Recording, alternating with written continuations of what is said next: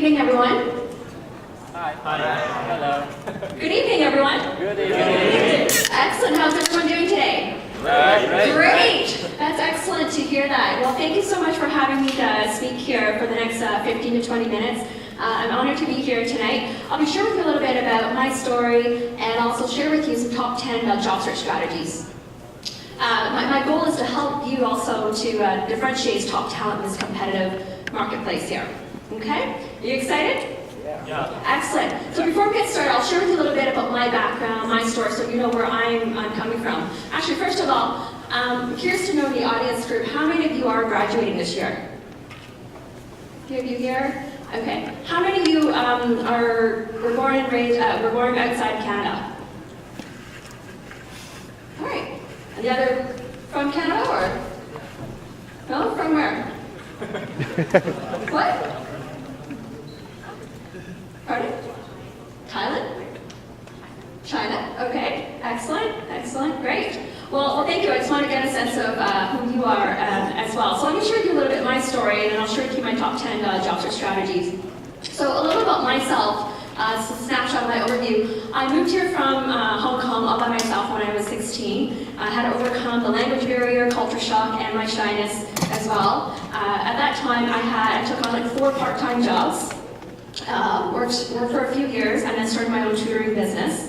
And one key thing that I learned, just coming here all by myself, was really getting myself out there, volunteering a lot, meeting new people, and I read a lot of self-help books as well. So when I went into university at Western and did my undergrad in business, ran my own tutoring business where I tutored over 500 students in math because I was good with numbers, did a lot of volunteer work as well, and then upon graduation, I joined TELUS, the Leadership Development Program within operations. Within 3 years, I had 6 different roles. I worked in marketing, operations, training development. I had an opportunity to run one of their largest marketing campaigns for back to school before I went back for my MBA at the Ivy Business School. Upon my graduation of Ivy MBA, I joined Accenture in management consulting, specializing in talent management. So a lot of the work I did was in change management and training development work within a lot of technology solutions there. A year after that, I decided that was not really the right fit for me because my passion is in the area of helping people to inspire them to achieve excellence. So I went on a self-discovery journey and took a course called Enlightened Warrior Training Camp and discovered that I really want to work with more people. So I left in consulting and went into recruiting. Joined the Ivy Business School back to recruit for MBA, executive MBA program there. Did that for about a year and a half, and back then I already knew I wanted to start my own business. His big dreaming goal is to really inspire people to achieve excellence because of the global talent shortage issue here. So I strategically went into recruiting to meet a lot of people like you, the young professional market who are ambitious and driven. And after that, in January 2011, I started my own business to address the global talent shortage issue. Literally 2 weeks within starting my own business, I get a call from my MBA friend at Google and said, "Diana, would you like to join Google as the first and only recruiter in Canada?" And I said, "That's such a great opportunity because that's the business I'm in helping people differentiate as top talent." So here I am now. I'm a career coach, speaker, and trainer. I've worked with over 50 clients last year, helping them get into top companies like Google, Microsoft, Deloitte, Dell, Facebook, the banking industry as well. And so now I go around to different schools and help people out here. So that's a little bit about me. And this is a picture here. I just got back from Los Angeles, LA. I was at the Tony Robbins Unleash the Power Within training with 6,000 people. And it was a transformational experience. One of the things that we did was we walked on fire. It was between 1,200 to 2,000 degrees Fahrenheit. So talk about overcoming your fears. When you really believe in what you can accomplish, great things will happen. So this was just a picture taken a few days ago. All right. So a little bit just overview, as this is what I do as a career coach, is what I walk my clients through of how to differentiate and become remarkable. This is my 4D Magnify Your Remarkability framework. The first D that I walk people through is discovering your essence, which is who are you, what do you want, what do you have to offer. By going through that process, when you have clarity, you become more focused and achieving your goals. The next step is defining your personal brand. Once you have a personal brand, that's how you can stand out in this marketplace here. The third stage I walk my clients through is developing your market building strategy, which is your resume, your LinkedIn profile, networking, job search strategy. Those are strategies I walk people through. And then lastly is delivering your message. So working on your elevator pitch, your body language, your tone of voice, how do you stand out in the marketplace here? Research has shown that it takes only 7 seconds for one to form an impression about you. The next thing they form is your ability to communicate effectively. Verbal communication skills is the #1 skill set that employers look for these days.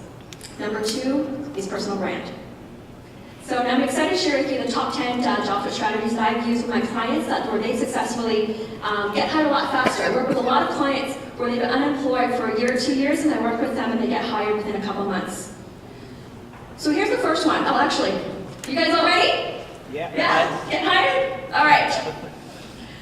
So the first one is having an achievable career goal, meaning knowing what you want. So many times I meet with people that they tell me that I'm open to anything. I'll apply for anything. I just spoke with someone today and he told me that he applied for over 100 jobs but has not got any calls at all. It's so important that you know that what are you targeting. When you know what you're targeting, you're focused and you maximize your productivity as well. And this also helps you to also know who to contact as well. What I find that people who actually come up with a career goal, and being realistic as well, I can tell you, having worked as a recruiter at Google, you can imagine how many emails and phone calls I get. Everyone telling me, Diana, my dream is to go and get into Google, can you help me there? And it's a great dream to have, but at the same time, you also want to know what relevant experience that you have as well, that will be a great fit for a company like Google, and understand what they're looking for. Number 2 is knowing what you have to offer. Have an outstanding personal brand. So what I mean by that is, what are your strengths? What are your success factors? What have you accomplished in your career? What problems can you help an employer solve? Not only that, is that you also want to own what I call your own your greatness of what you're really good at. I've worked with so many clients who are top performers, and even though they're bright and smart, and one of the things that we really do is help them own your own greatness, know what unique value you have to offer. When you understand that and you can clearly articulate it to an employer, your message becomes a lot more compelling. So ask yourself that. What is that competitive edge? Actually, at the Tony Robbins training, one of the things that they talk about is, what's your X factor? What gives you that edge that people want to hire you over someone else? If both of you come from a financial background, why would they hire this financial analyst versus this financial analyst? Number 3 is doing your research. It's really understanding the job market trends. From my experience with a lot of people I've worked with, is that oftentimes people don't necessarily understand what's really happening. So it's important to understand, what's the top jobs out there. What companies are hiring? What industries are growing these days? And understand that, where is the need so that you can focus your efforts there. So I'll give you an example. Some industries that are definitely growing these days: technology, digital media, digital sales, digital marketing, those areas are growing. Healthcare is growing as well. Oil and gas industry, and here in Canada, it definitely is growing. So having an understanding of that will really help you just stay focused with your search. The next is understanding the hiring requirements. So not only do you want to understand what you want and what you have to offer, you also want to understand what the employer wants. What are their needs, so that you can also tailor your message to what's important to them. So some of the criteria here, and this is also based on my experience, I've seen over 10,000 resumes and conducted thousands of interviews. These are some of the important criteria that employers look for. Having a track record of success. So when you look at all of you MBA grads or newly MBA grads, is what are some things that you've accomplished in your career, and have you had an accelerated career as well? Something at Google that we often look for was, if you got promoted, let's say, within a short period of time there. Knowledgeable. Having knowledge in a particular area. For example, if you're interested in marketing, research, and having particular knowledge in a particular industry, that's important. Transferable skills. So these are often, I'm curious to know anyone looking to make a change in your industry here. Jumping from marketing to finance, anyone? Yeah? It is doable. Like sometimes people ask me, like, is it doable to make a change in an industry? And it is. I think what's more important is really looking at what are those transferable skills you have, whether it's communication skills, writing skills, presentation skills, analytical skills, leadership skills. What are skills that you want to ask that an employer would look for? Relevant experience, this is definitely a big one. So I'll give you an example. When I was at Google, so many people said, like, oh, I want to apply to Google. And the majority of the roles in Toronto were sales roles. So the experience that they were looking for would be sales, digital sales, to be specific. Right? So specifically that was the experience they would want to have is digital sales, and that they've actually carried a multi-million-dollar quota and worked with like C-level executives. So you want to be able to articulate that if you do have the experience, that those are the experiences that you have to match the employer's needs there. Great work ethic, meaning being a high performer. The next one is using relevant keywords. This is important. I can tell you all the resumes I've seen, over 90% that come in are not that great.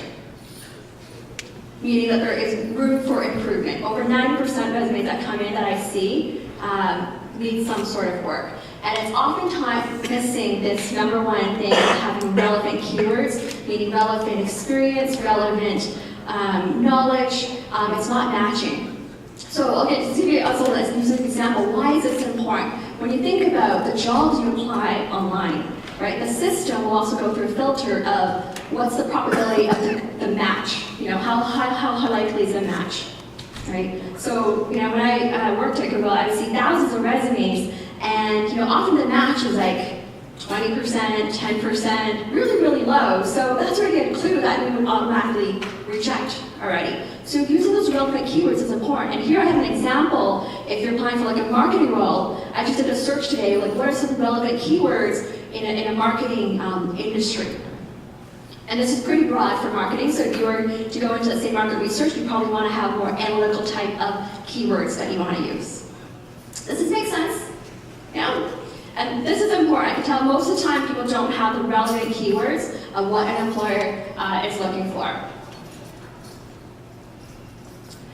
The next is going into developing a rare resume.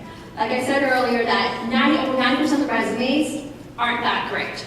And what's missing is a component of, number one, is the relevancy. Really matching to what the employer is looking for. Relevant keywords, making it accomplishments oriented. Most of the time, people will just have their responsibilities, the roles and responsibilities. But that's not good enough anymore. It's just the day-to-day roles and responsibilities. It's hard for people to compare what makes you great, what makes you impressive, what makes you a high performer. It's those unique accomplishments and results, and having quantifiable data to justify of the accomplishments that you've had. And also the results as well. So the results is the bottom line impact that you brought to the company. So for example, if you created and launched a marketing campaign and you helped the company, brought in, X million dollars of revenue. That's something important to articulate. And I would argue most business schools will probably have that just because you have the career resources who would train you to do that. But again, over 90% of resumes do not have that. And lastly is easy to screen. That formatting makes a difference as well. So here's an example, actually, a client of mine who had a black church with a black and white resume, add a bit of formatting to it, a bit of the color. I took off his name for privacy reasons here, but to make it stand out a lot more. Right? And this person was looking to move in from a private equity industry to like a technology industry. When you look at that industry, they're more casual, informal, so the resume could have a bit more of that casualness to it as well. Here's also a link that if you want to find out more unique resume designs, if you want to copy that down as well, I uploaded some samples of different creative resume designs there. Okay? The next is to have a networking plan. So just to give you some stats of why this is important. And this was a study done by LinkedIn. Jobs that you applied online. Does anyone want to guess what's the percentage probability of getting an interview?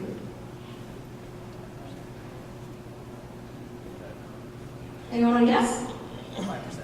Pardon? 5%. 5%? 10%. Okay, it's 8%. 8%, this is Canada statistics, Canada, 8% chance of getting an interview. And the chance of getting hired is 2% of getting hired. So when you think about that, if you're just relying on applying online, it's not that effective, right? You know, you've probably seen articles that networking is one of the most effective ways of getting hired. You know, but at least 70% of the jobs are found like through networking. I can tell you through all my jobs that I've had, you know, whether from TELUS all the way to Google, it was either through some sort of networking or referral of how I got those opportunities there. So it's really, it is really important to have a networking plan. Like, who are the people in your network? Going through, say, LinkedIn, who are your first level of people that you know, and who are these people that they know? There's actually a book called The Startup of You by the co-founder of LinkedIn. And they've actually done a study that most people actually find jobs through their second level network. So people that your friends' friends or your colleagues' colleagues. So it's important to actually go a level deeper to find out who are these people that your friends may know that can introduce you to potential job opportunities there. And that's how you can really accelerate the job search process.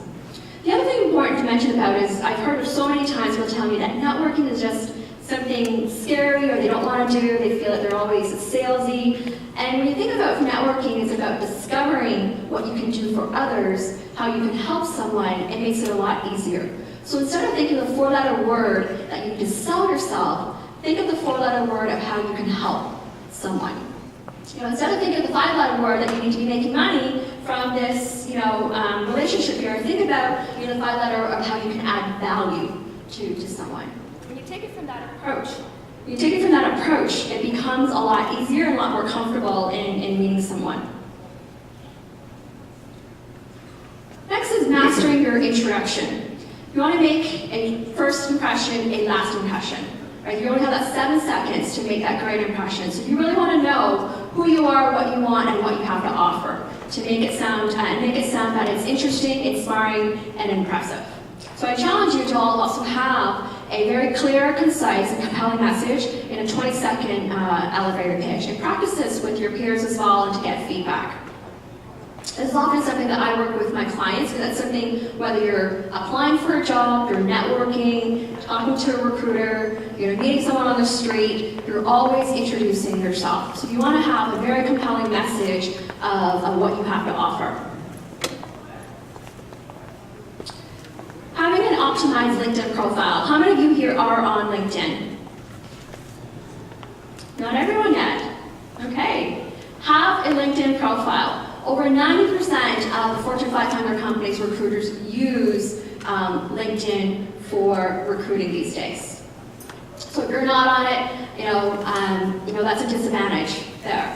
When I was recruiting at Google, I actually only hired one person from online, and everyone else was through LinkedIn or through my network. I use LinkedIn every single day to find talent. And it is such a powerful tool, and you want to have an optimized profile as well, because it is free to use. So here are some areas that I pointed in terms of where you can optimize your profile, and it's all about using relevant keywords. So you can see here, my example here, I pointed the areas, you know, your name, even your URL as well, so you want to change it to your own name. The headline, so you can see with my keyword here is career. I have career and job as my keyword. Your job titles as well, your summary, your skills, these are all great areas to use relevant keywords. So when you think about, let's say, we talk about marketing and think about the area you want to be in, you want to make sure you have marketing in there, research, customer analysis, competitive analysis. Those are the keywords that you want to have, so that when you think about it, think from a recruiter's perspective, what keywords would they use to search up a candidate? When you think of it from that perspective, then your goal is you want to get your profile at a higher ranking. Right? The higher that is, the more likely that someone or recruiter will actually look at your profile and contact you there. And lastly, is to have a job search strategy. I've met so many people that they tell me they're just applying for anything, they're open to anything, but they don't have a game plan. And this is where you lose that productivity. When you have a very clear game plan, you will accelerate the results in getting a job and getting hired a lot faster. Not only that, even if you also have clarity by doing the research, you can also have more negotiating power. I've actually had a lot of clients where I've helped them to get paid a lot more, whether having a signing bonus or a base salary, just because they've done the research and they know what their strategies are going in. Some of my last tips here is, to do what you love and really love what you do, because when you have that, that's when you have the career fulfillment, career satisfaction there. And there are tons of opportunities out there. But just to give you a stat, by 2015, 60% of the new jobs created, this is worldwide, that only 20% of the workforce will have the skills to fulfill those roles. Only 20% will have the skills to fulfill the 60% of new jobs that will be created. So what does this mean? This means that there are opportunities out there. What's important to know is that, this means there's actually a lot of opportunities for all of you, and it's up to you of how you can differentiate to stand out, have an outstanding personal brand, and sell yourself on what you can have to offer to an employer of why they should hire you. I know because I've seen so many people come tell me that I apply so many jobs, there aren't any jobs out there, but when you change that mentality and think that there are tons of jobs, that's when things will change. It's actually funny, not funny, but the Tony Robbins training I was at, they actually said, Warren Buffett, you all know Warren Buffett, right? He actually stated in the next 3 years, there will be more money made in the next 3 years than the last 100 years. It's pretty powerful, right? And knowing that there also is a talent shortage right now, there is a huge opportunity for all of you if you're all willing to also step up and to showcase what you have to offer to a potential employee there. So that's all I have. If anyone wants a copy of the presentation, there's a link on the Prezi here that you can copy and have a look, review the presentation. I'll open up to a few questions if anyone has. Questions? If you're so polite. Was this useful? Yes? Yeah. My question is, why did you leave Google? Why did I leave Google? Yep. Yeah, so, we're laughing, because it was actually a contract job. It was 1 year of contract, and majority of the business is sales roles, so there weren't any HR, recruiting, or training roles in Canada. If I had to go further, I would have actually moved to the States there. Yeah.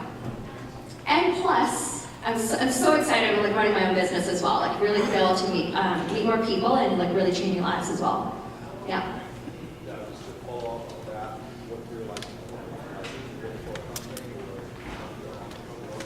What do I like more, working for a company or running for my business? It's very different. I think for me right now, I actually really enjoy working for myself, and a few key things what's important to me is the autonomy, the freedom, the ability to make my own decisions, to run my own projects. I'm working less hours, working more part-time hours as well, but still getting paid well as well. So in terms of that, I think I'm more happy and less stressed.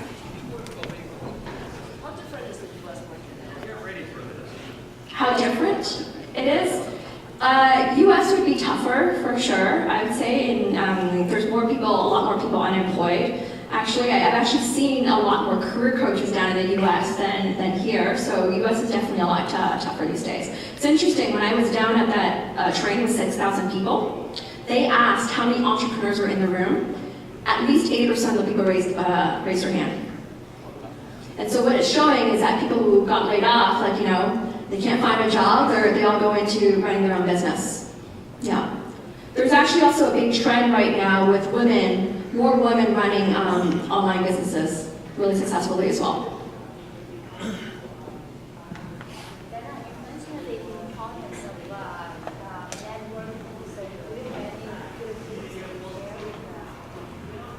So networking tips, yeah. Some of you, I give you that little mini card here, the tips card. There are some networking tips cards and networking questions. I actually have another talk on networking, but if I could say anything on networking, it is to be yourself, be genuine, Just be naturally curious and genuinely interested in people. So when you meet someone for the first time, the first thing you do is smile. Smile.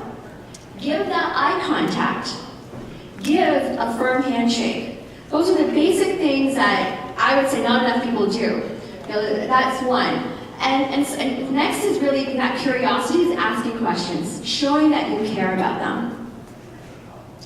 In terms of follow-up, it's follow-up within 48 hours. I've done many of these actually tests before. I've spoken in front of hundreds of people.